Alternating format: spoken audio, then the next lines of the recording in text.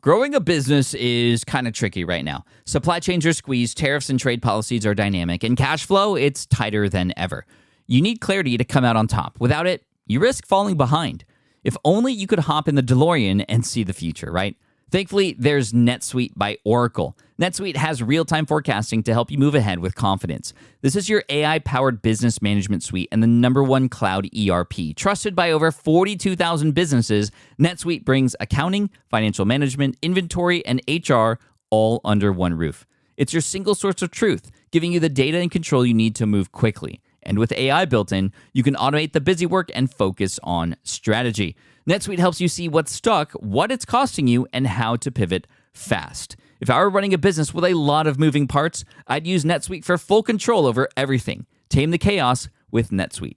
If your revenues are at least in 7 figures, download the free ebook, Navigating Global Trade, 3 Insights for Leaders at netsuite.com/SPI. That's netsuite.com/SPI.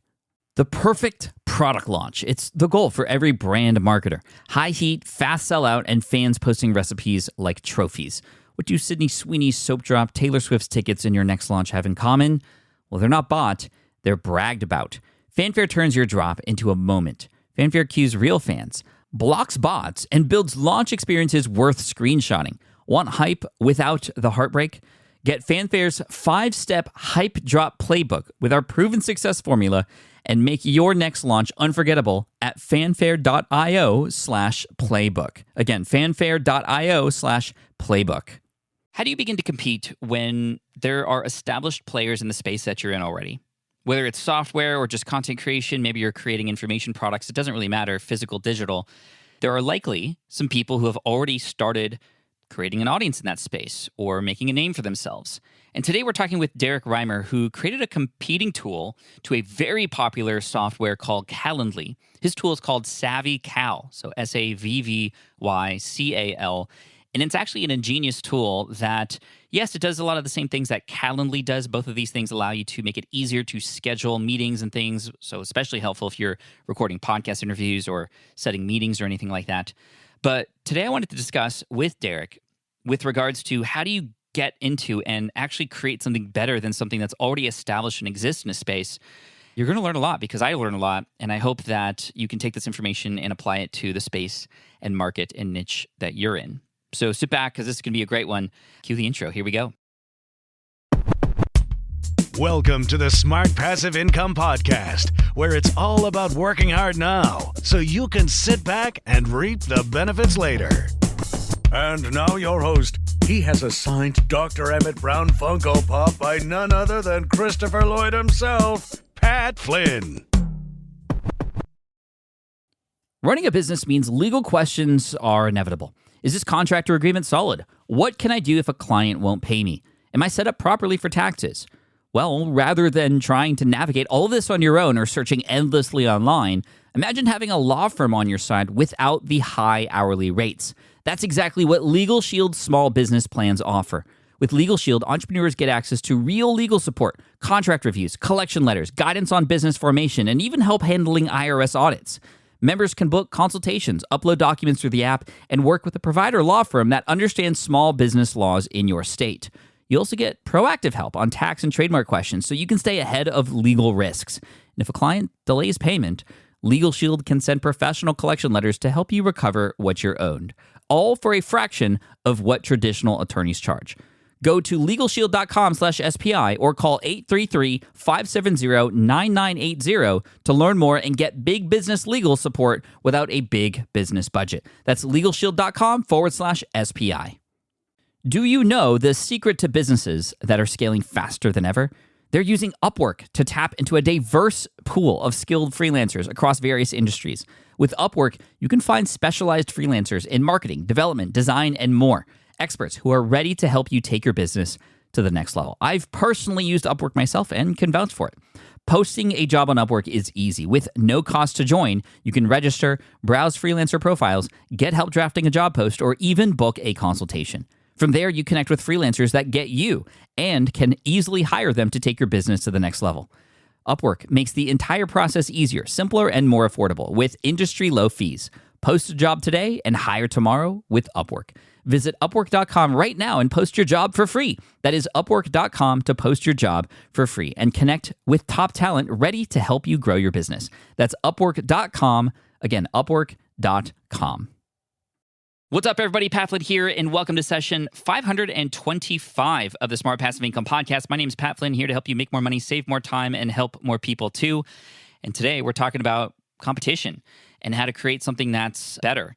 I heard a phrase once, I think it was Sally Hogshead, who once said, different is better than better. And when I first heard that, I didn't really understand what that meant. But what I really understood was that creating something that's different, not just like doing the same things, just, more of them. Oftentimes we think of better as more, and that's definitely not the case, especially in this day and age. But better can mean different, a different approach, a different way of becoming more efficient or optimizing something. And we talk about these kinds of things with Derrick today, a very smart engineer and designer, somebody who, yes, we're talking about software today, but who can help all of us, no matter what space we are in, as we are building our businesses and going through this entrepreneurial journey together. So let's not wait anymore. Here he is, Derrick Reimer from SavvyCal. Derrick, welcome to the Smart Passive Income Podcast. Thanks for chatting with us today. Yeah, thanks so much for having me. I'm excited because the topic that we're going to talk about today, time, is something that, of course, we all have. We all have the same amount of it every single day, but it definitely doesn't feel like that. There are strategies, obviously, and tools and things that we'll get into, but I just wanted to get your thoughts and perhaps even the origin story of SavvyCal and time and how little of it seems we have. What are your thoughts on time in general? I know you have some very specific thoughts about that. Yeah, so to kind of start with my little bit of my backstory that led me to this, I've always been sort of a maker, I would say, falling into that kind of category. And so from a young age, I was toying around with software and building little products and tools and things, and kind of discovered through my growing up journey and in just like discovering where my passion lies, that I love creating things. I'm also like naturally an introverted type personality, so it really aligns well with kind of the maker pattern of getting into deep flow and kind of getting inside my own mind and exploring ideas and creativity. And so time management throughout my whole entire kind of career journey has been something I've been always thinking about, obviously. And so SavvyCal, to kind of tie that in, is a scheduling tool, and it helps people find times to meet with other people. And one of the things that, I encountered, I've been a customer of these types of tools for a long time. And from time to time, I use them for, scheduling calls with customers or talking to other colleagues.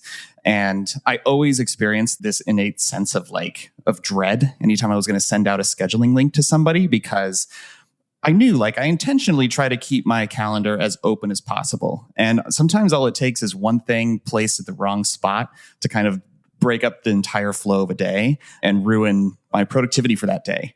That was one piece that really made scheduling time difficult with people when I was attempting to kind of wear both hats of someone who needs to interface with the public and with customers. And obviously that's a super important part of doing business, but also someone who is sort of responsible for being the creative force behind a product and continuing to develop it and investing the uninterrupted time that goes into that. I sort of became like a student of Cal Newport's book, Deep Work. And that was a big influence on me, and sort of got me really interested as I continued to think about this on how to cultivate productivity at work. Yeah, I mean, as a business owner, there are a number of things that we have to juggle just within the work that we're doing.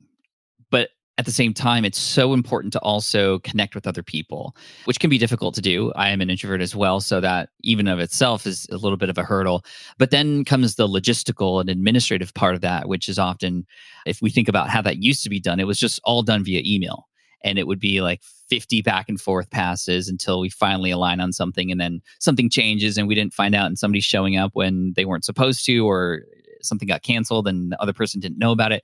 This is why these kinds of tools exist, to help manage those processes. But even then, it still felt a little bit clunky or not without personality. This is where SavvyCal comes in to solve a lot of those problems. So what are the big problems that SavvyCal helps create solutions for? There's a couple like problems that we identified early on around sort of the scheduling flow.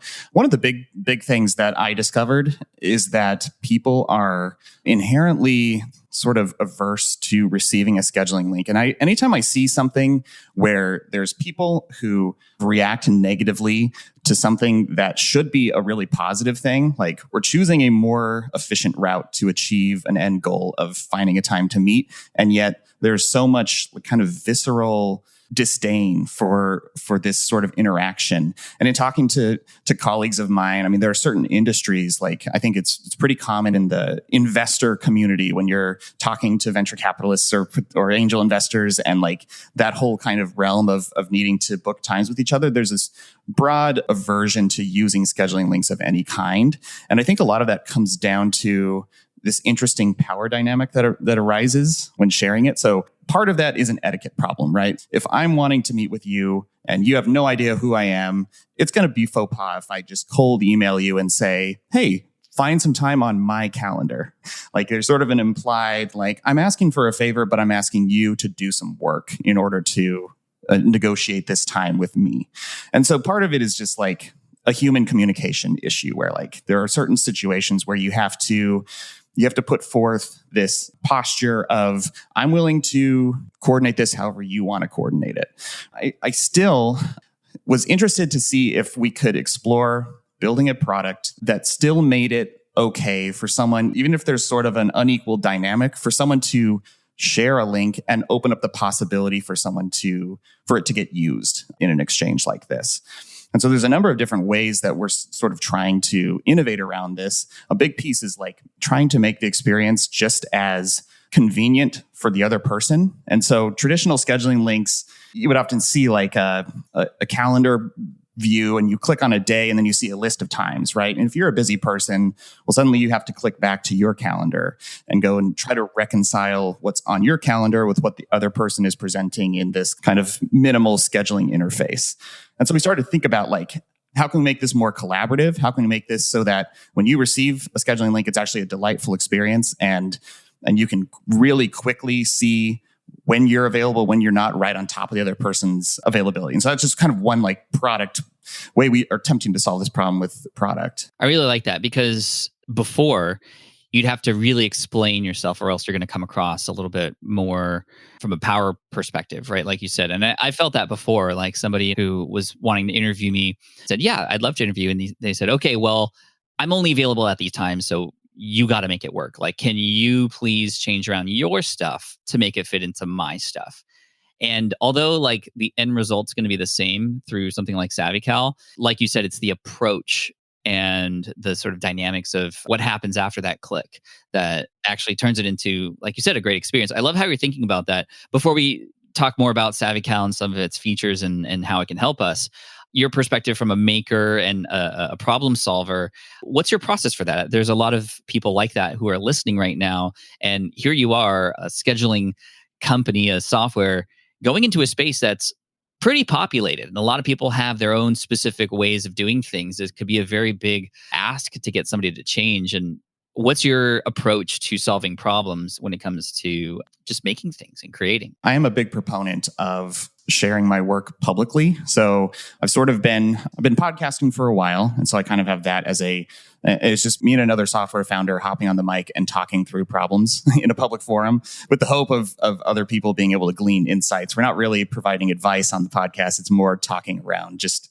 things that we're working on and what insights we discovered in that week. But that also serves as kind of a form of getting the word out about the types of problems that we're each solving through our respective businesses.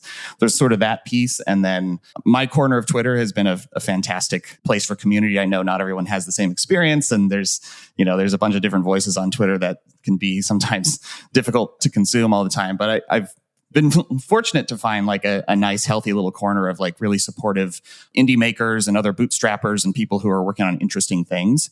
I mean, that was honestly one of the criteria that I looked for when I was deciding what to build next was, what is a tool that is kind of in a big market already? I knew I wanted to play in a big market because that just means there's so many different opportunities to explore and work on positioning and find that pocket of true believers who are really going to love the product. And so I kind of was set on that, but also wanted to build something that appealed to the people who were already sort of in my tribe already, people who were already invested in what I've been working on and what I've been building over the last 10 years as an entrepreneur. Those are the people who are most likely to give it a shot and try something, take a shot on something new. Because like you said, I'm playing in a very mature space. There's a lot of well-established tools. And admittedly, when I started working on SavvyCal, it was met with a healthy degree of skepticism. Like, are you sure there's really room for something else? Or is this basically a solved problem? And I think even some of my biggest supporters, people who are really wanting to see me succeed, maintained a healthy degree of skepticism themselves and weren't really sure. So I sort of had to rely on a bit of my own vision and take a little bit of a leap to say, like, I think I can improve on the status quo. And honestly, the whole time I've kind of viewed it as starting something new like this. You're like starting a campfire, and you need that kindling. You need something to kind of ignite the movement that you're trying to start.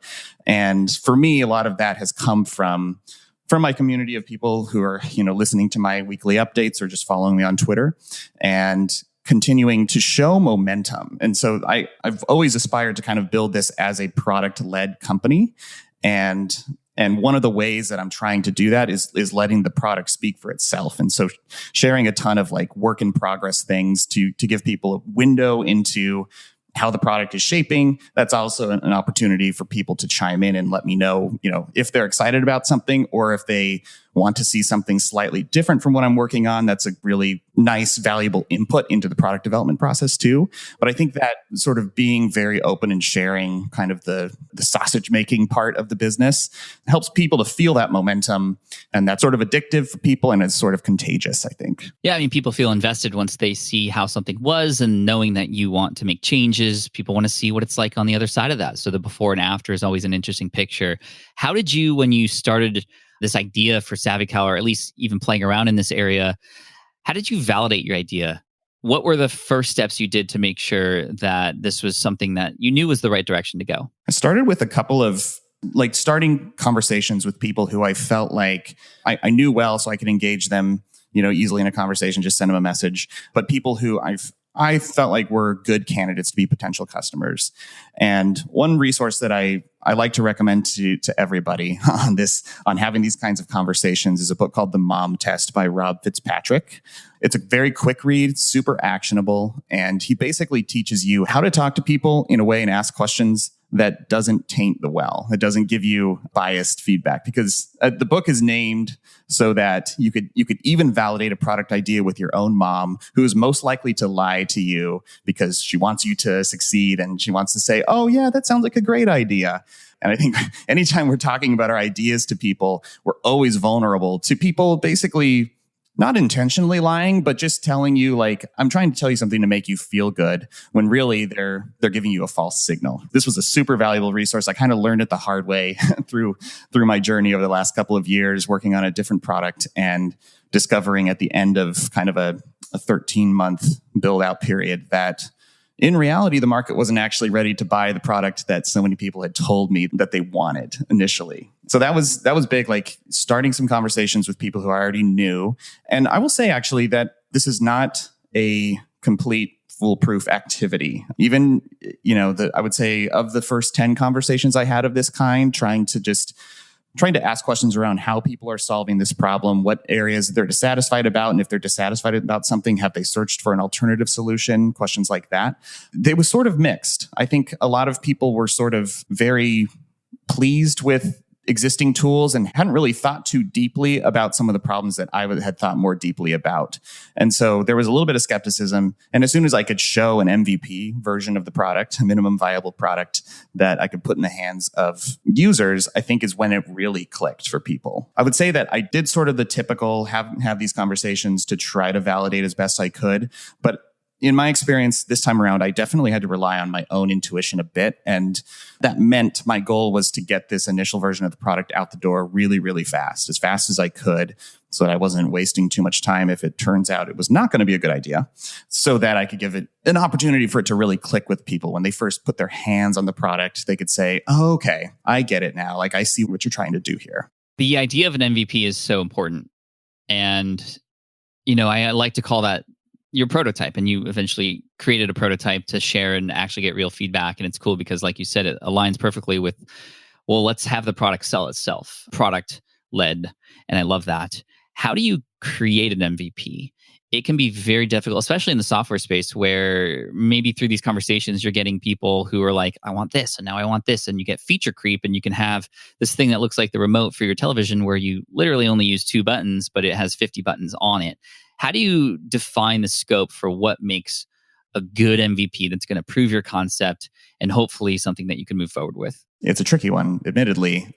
The approach that I took was basically trying to craft initially, what's the core thing I'm trying to solve on this first pass? And I sort of honed in on the power dynamic issue. There are other issues around scheduling too that I'm hoping to smooth out, but I decided, this is the first one. I have my own intuition about this problem. Other people have sort of expressed similar pain around this. Then the job became, how do I identify what the key feature around that will look like, and try to invest 90% of my effort into presenting an initial version of a solution that speaks directly to that problem. And that meant there were no kind of delete buttons on things in the first UI. There was no billing engine built in. Thankfully, Stripe has some really good tools like payment links now and Stripe Checkout, where, if you want to charge somebody for something, you can just sort of hack it together and then you can wire up your billing engine later on, right?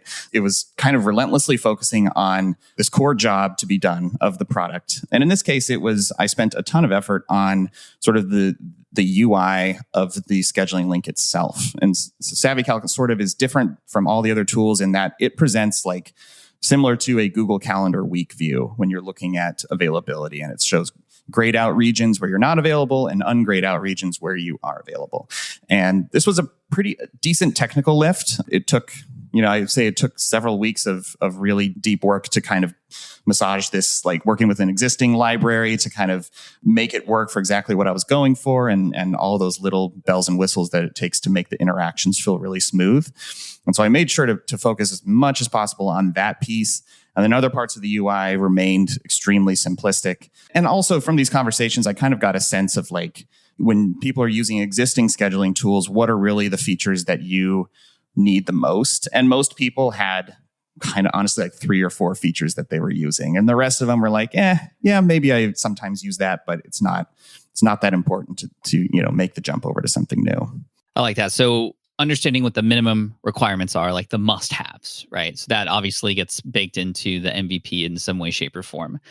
But then you're also perhaps allowing yourself to stand out from all the other options that are out there by picking, and it sounds like you just chose one thing to really focus on that was going to be different. And that was the experience and this thing about power when it comes to sharing these links. So that to me is a perfect formula, right? Okay, you want an MVP. You don't want it to just be like another product, but you still want it to do what everybody else does with those other products that are required. So let's get the requirements in. Let's do the one thing different, and let's do it really, really well. It sounds similar to when we created a prototype for a physical product. My videographer and I, we invented a tripod that just did one thing really, really well, and that was enough to get started. Now, unlike a physical product, we can't just write code and it changes overnight. We're not at like liquid Terminator sort of metal yet, but with a software, you can do that. So that's the cool thing about software and even information courses. You can actually, make changes on the fly as you go. That's awesome. Can you walk us through, let's go back to like the experience on SavvyCal since we're here now.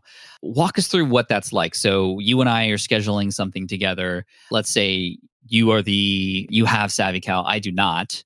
Go through the process. Let's talk about what that's like, and we can maybe pinpoint some of the experiences that are actually a little bit different. So if I'm trying to find a time to meet with you, Pat, and so I'm in my SavvyCal account, and I probably have a couple of generic links set up, like typical, chat with Derrick or whatever. And maybe that's the appropriate one to use for this type of meeting, but I reach a decision point where it's like, okay, I know that we need to talk about planning for this podcast episode.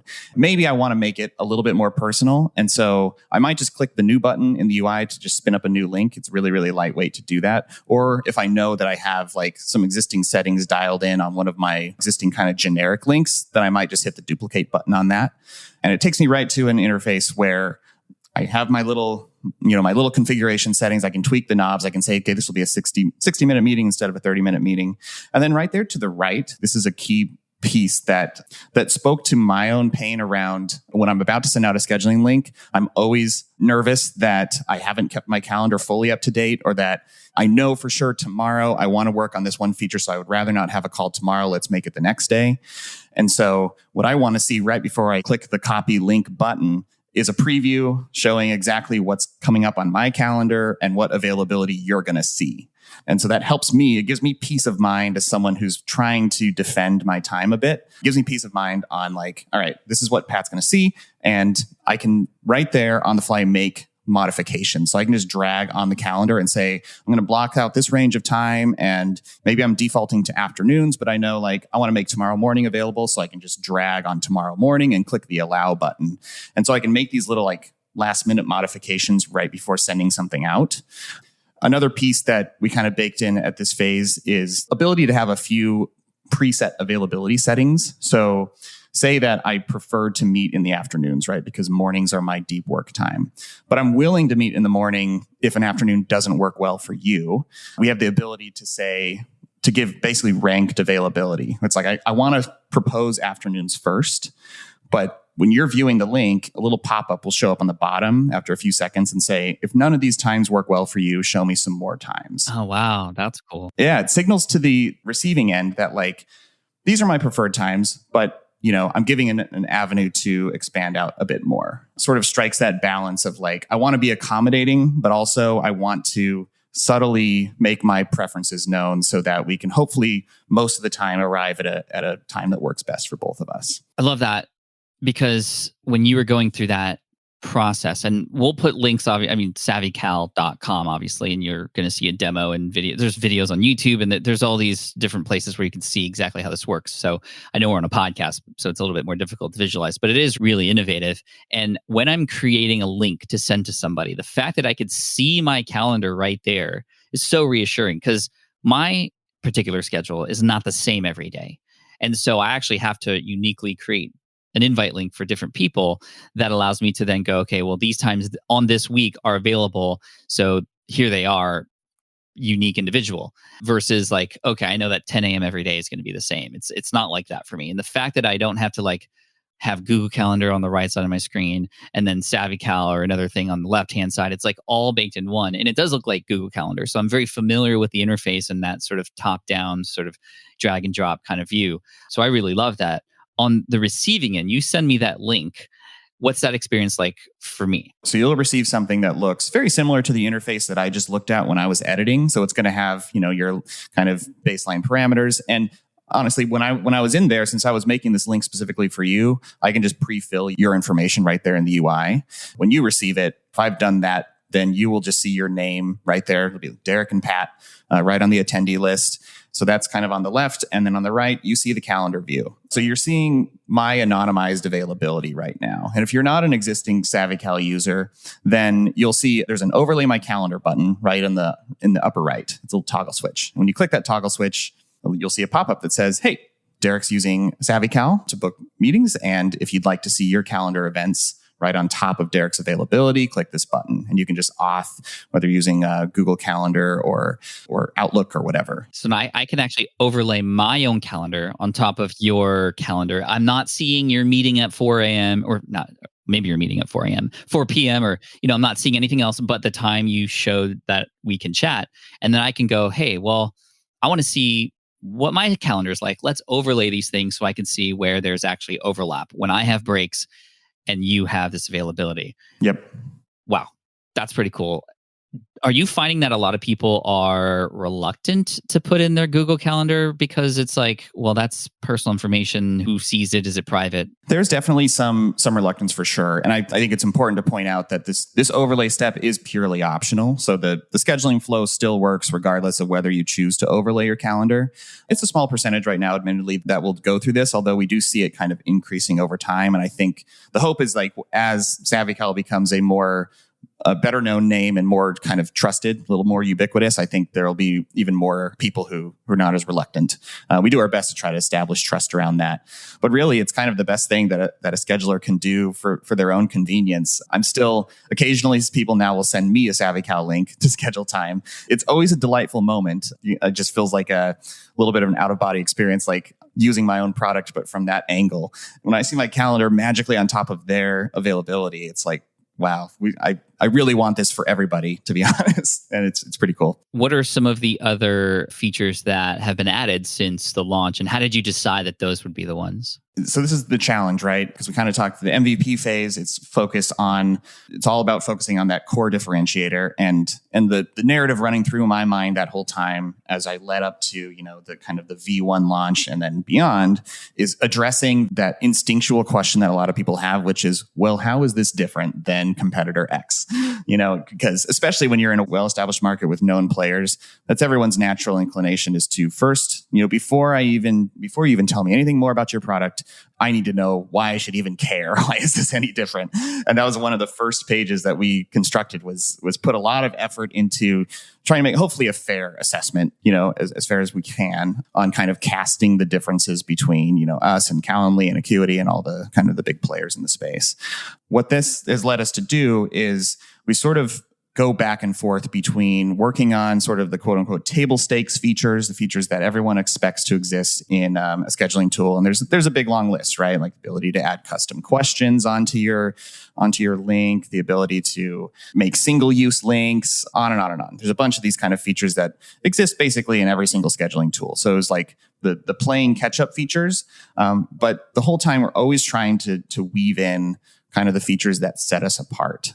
We have things like the schedule a time zone change. I haven't seen this in any other tool, but basically, especially as travel has gotten a little more open, if you're going to be on the East Coast for 2 weeks, a week from now, you want to be able to tell your scheduling tool between this date and this date, I'm going to be in this different time zone. So just between those dates, automatically shift my availability.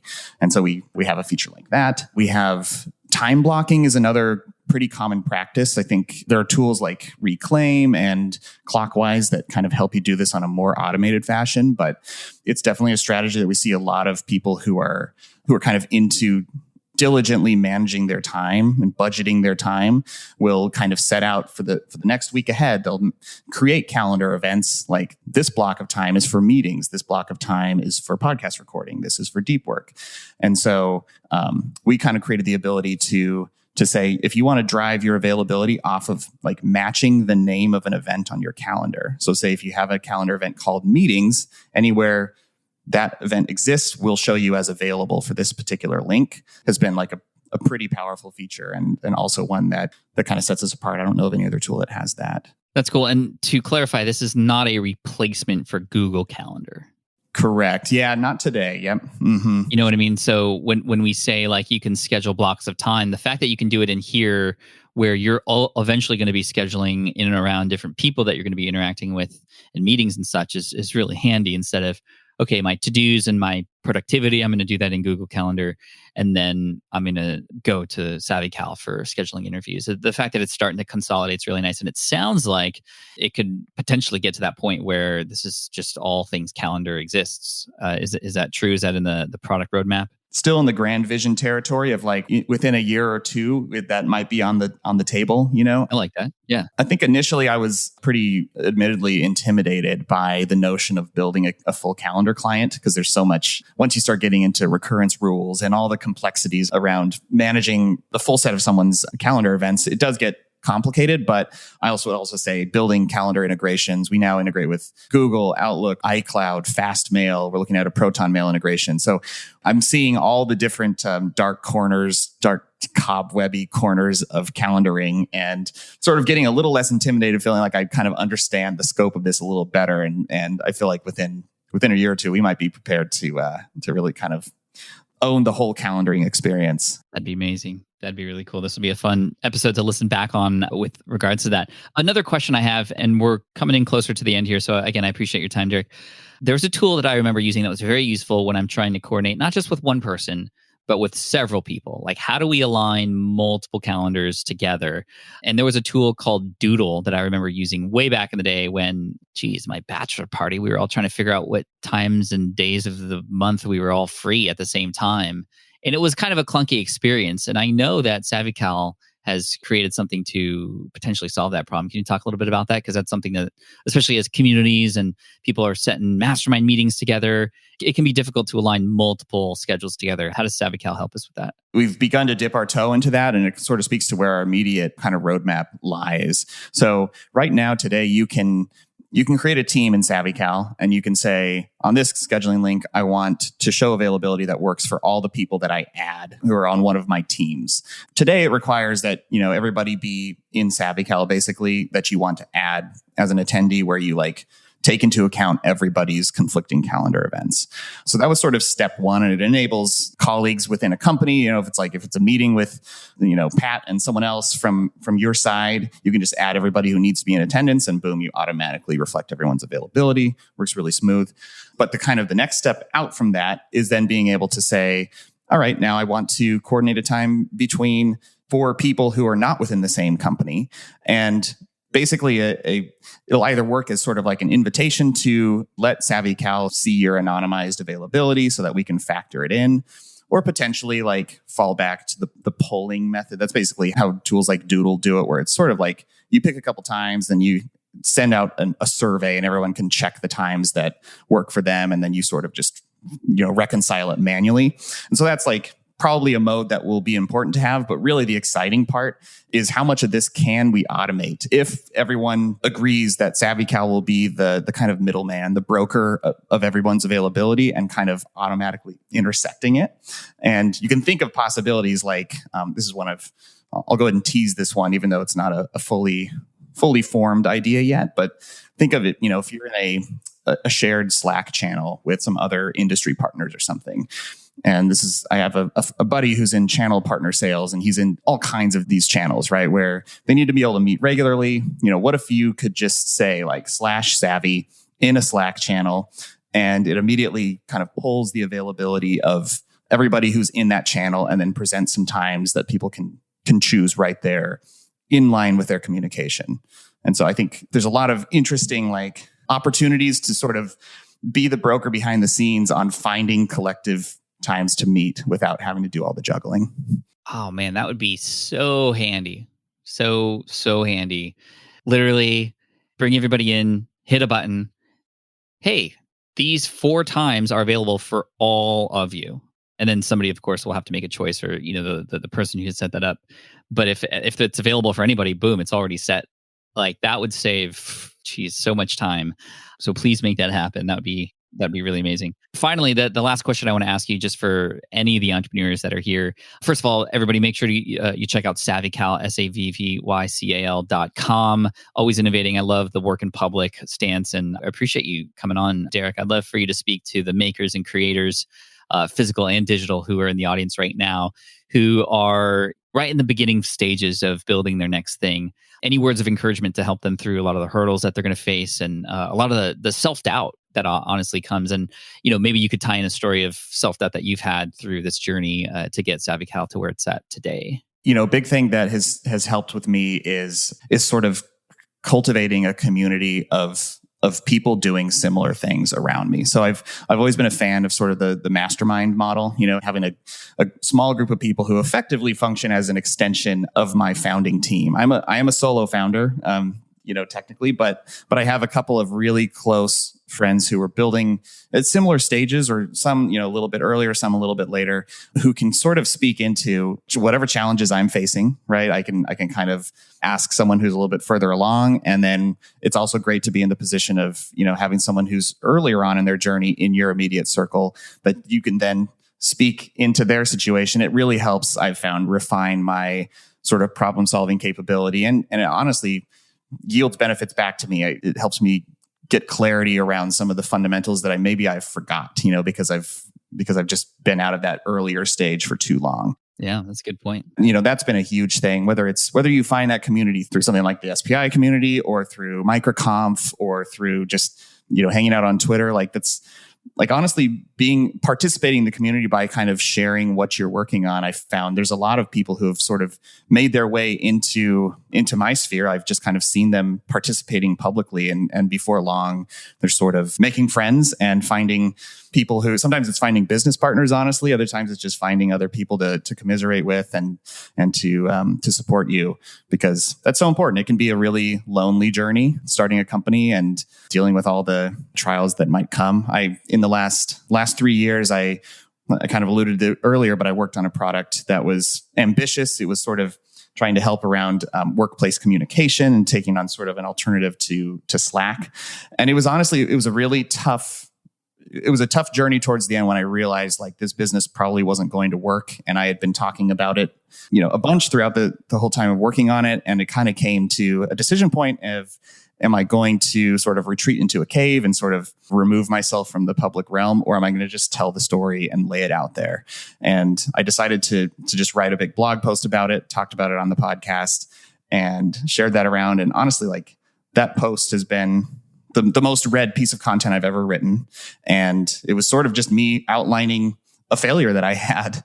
But honestly, so many people responded saying like, wow, this was so helpful to hear.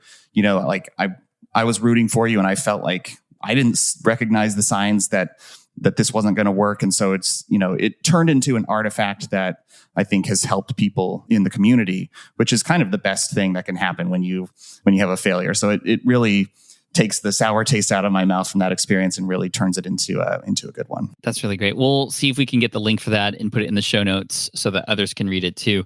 A follow-up question to that: how did you come to the realization or make the decision that, well, hey, this isn't it? Was there a particular moment, conversations you've had? How did you know? It's interesting because a lot of times you get a sneaking suspicion. And it was really when I'd spent a long time building the initial version of the product, and in retrospect, took a little too long to get something into the hands of customers. I probably could have accelerated this, but it took a while. I was trying to build a really perfect prototype of it.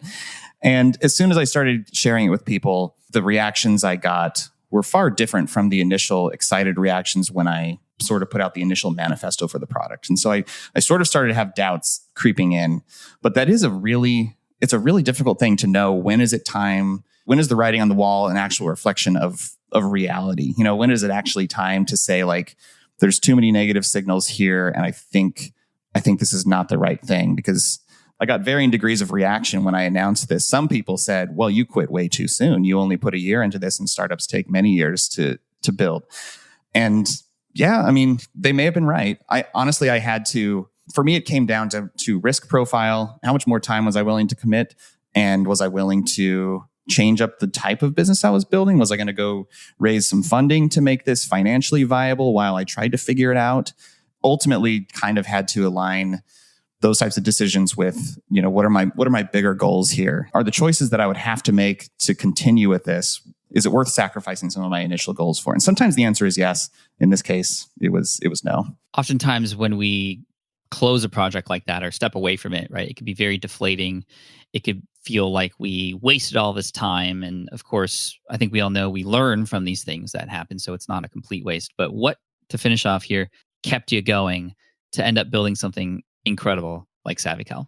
I spent a couple of months that summer afterward really doing a lot of soul searching and spent a lot of time in a hammock kind of thinking about things. And ultimately it came back to, this is sort of being a maker, being an entrepreneur, sort of feels like it's part of my DNA. And I couldn't really imagine doing something different. I definitely considered maybe it's the right choice to go and get a salary W-2 job. And there's absolutely nothing wrong with that. I think I've known many entrepreneurs who have sort of alternated between doing their own thing and then taking some time working for another company. There should be zero stigma about that among entrepreneurs. I want to say that. So I sort of was at the decision of like, am I really contemplating in myself giving up on entrepreneurial aspirations?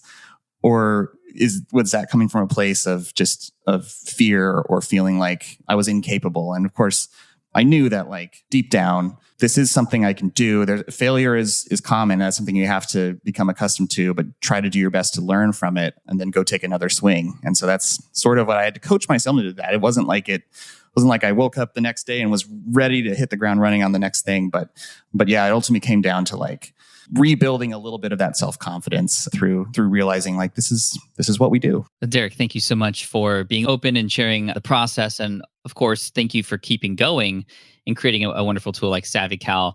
Definitely check it out. So many of us on the team use it, and I'm excited to continue to see it grow and flourish. So well done, SavvyCal.com. Tell us where we could find the podcast and the blog and where we could find and connect with you. I am at Derrick Reimer on Twitter. DerrickReimer.com is where I write occasionally. And then I podcast weekly at the Art of Product Podcast. Very nice. Derrick, thank you so much. Appreciate you and wishing you and the company all the best. Thanks. This was a blast. Thanks for having me.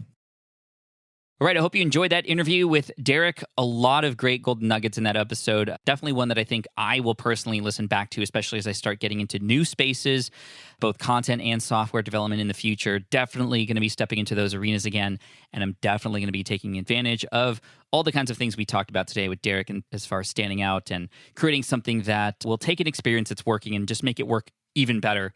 And that's how the consumer wins, right? I think that's just the great thing about the open markets and the ability for us to sort of see what other people are doing and then create something that'll ultimately make it more valuable and serve the audience better, which is really what this is all about, right? Serving the audience better and listening to them and getting feedback, collecting feedback along the way, and then learning how to navigate that feedback, right? Like we talked about, not applying every single thing that a person says, oh, I want this or I want that, but choosing the right things and how to approach doing that. Such a great and valuable episode. I hope you enjoy this. And if you've, of course, wanted to check out SavvyCal, you can. SavvyCal.com. You can check it out. It's a great tool, and I expect that we are going to be hearing a lot more about SavvyCal as it starts to compete even more and potentially even overtake the popularity of something like Calendly. So it can be tough to get a person to switch old habits, but when you see something like SavvyCal in a space where you've been using a tool over and over again and you just see some very clear advantages, it can definitely work in your favor. So Savvy, SAVVY, Cal,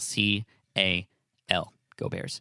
Cheers. Thanks so much for listening to the Smart Passive Income Podcast. Make sure to hit subscribe because we got a lot of great content coming your way, including a follow-up Friday episode where we're going to talk a little bit more about standing out of the crowd and competition. And it's just going to be you and me on Friday. So in episode 526, look forward to that. Might be available for you already.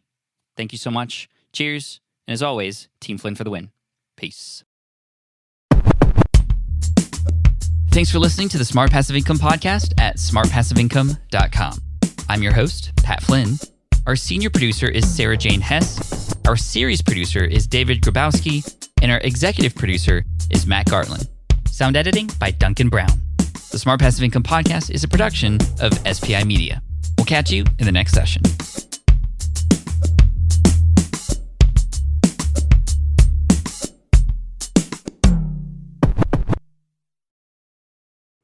Hey there, quick pause here because I have to tell you about a tool that completely transforms the podcasting workflow, Riverside.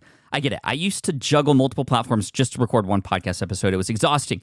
Zoom for recording, Audacity for editing, and then a bunch of different apps just to create clips and social posts. I've tried other ones as well. They were okay, but they were clunky and super time-consuming. That's where Riverside has massively helped. I can do it all in one place, recording, editing, repurposing, one platform, one streamlined flow. I just log in, record with my guests no matter where they are in the world, and just like that, studio-quality audio and high-resolution video all in one. And get this, even if your Wi-Fi glitches, Riverside records locally on your device so everything sounds and looks crystal clear. But here's my favorite feature, Riverside's AI editing tool. You can remove silences and filler words with just one click. Hours saved. With Magic Clips, Riverside also automatically finds the best moments and turns them into ready-to-post videos for YouTube Shorts, TikTok, Instagram, all without the extra editing. So if you're looking to level up your production quality and simplify your workflow, go to smartpassiveincome.com/Riverside and use code SMART to get 1 month free on the Pro plan. That's smartpassiveincome.com/Riverside, promo code SMART. It's built by creators for creators, and I think you're going to love it. Look, I get it. You want to grow your business, but trying to sell to hundreds or even thousands of people gets very exhausting very fast. But what if you could sell at scale with a simple, powerful quiz? Score App helps you sell to more people without adding more to your plate. You build a quiz or assessment that your audience actually wants to take. Then they answer a few quick questions and get a personalized result right away. It shows them where they're at and what they need to do next and how you can help. And you build huge amounts of trust before you make even a single offer. No hard sell, no chasing leads, just value at scale. Get 50% off the first 3 months using the discount code SPI, All you have to do is just head to scoreapp.com/SPI. Again, that's scoreapp.com/SPI.